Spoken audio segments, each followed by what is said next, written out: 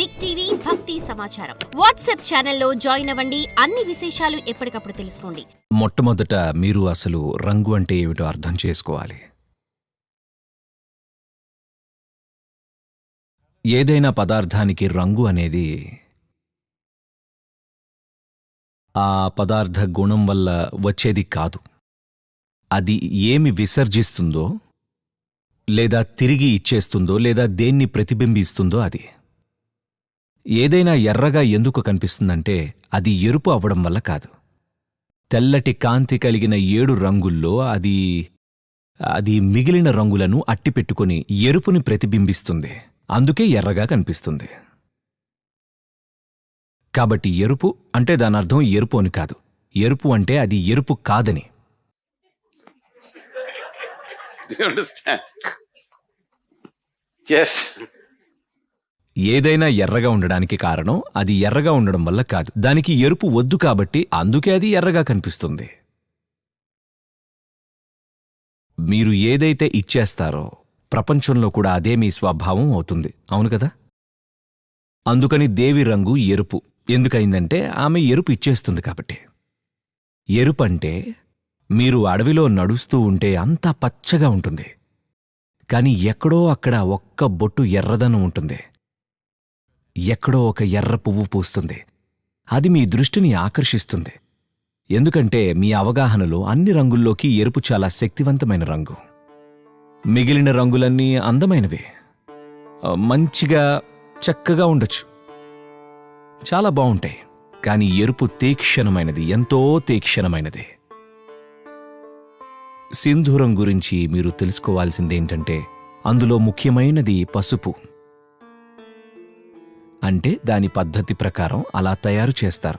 మీరు దేవీ సింధూరం తీసుకుంటే అది పసుపుతో తయారు చేయబడినది. ఒకవేళ మీరు మరీ ఎక్కడి నుంచైనా కొనుక్కుంటే అది కెమికల్ పౌడర్ అయి ఉంటుంది. ఒకవేళ మీకు కెమికల్ పాయిజన్ కావాలనుకుంటే దాన్ని వాడొచ్చు. పసుపు వల్ల అద్భుతమైన ప్రయోజనాలున్నాయి. అందుకని పసుపుని ఉపయోగించేందుకు ఒక పద్ధతి ఉంది. పసుపు ఇంకా సున్నాన్ని కలిపి చేస్తారు. అది చాలా చాలా ప్రయోజనకరంగా ఉంటుంది. అంతేకాదు అది ఎరుపు రంగు వస్తుంది. ఇంకా దాన్ని సమాజంలో ఒక చిహ్నంగా వాడతారు. ఈ సమాజంలో ఒక స్త్రీ సింధూరం పెట్టుకుంటే ఆమెకు పెళ్ళయిందని అర్థం. ఆమెను ఇంకో దృష్టితో చూడకూడదు. ప్రాథమికంగా చూస్తే ఎవరు ఏమిటో తెలిపేందుకు సమాజంలో ఇది ఒక పద్ధతి.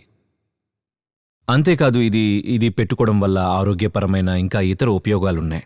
కానీ మీకు పసుపు పెట్టుకొని ముసోలినీలాగా కనిపించాలని ఉండదు కదా ఎవరికి. అందుకని ఎరుపు మెరుగైనది. అంతేకాదు ఇది ఎల్లప్పుడూ దేవి రంగు. ఇక్కడ మాత్రమే కాదు, అన్ని చోట్ల. అందుకని అది ఒక చిహ్నం లాంటిది. దీనిలో ఒక అంశం ఏంటంటే ఇది ఎప్పుడూ ఈ తీరుగానే ఉండాలని లేదు, కానీ ఇది సమాజంలో ఒక ఆకాంక్ష, ఇది సంస్కృతిలో ఒక ఆకాంక్ష. ఒక వివాహిత స్త్రీని దేవిగా చూసేవారు.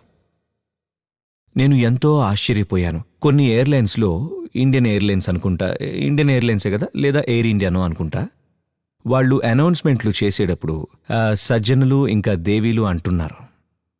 మీరు విన్నారా లేదా?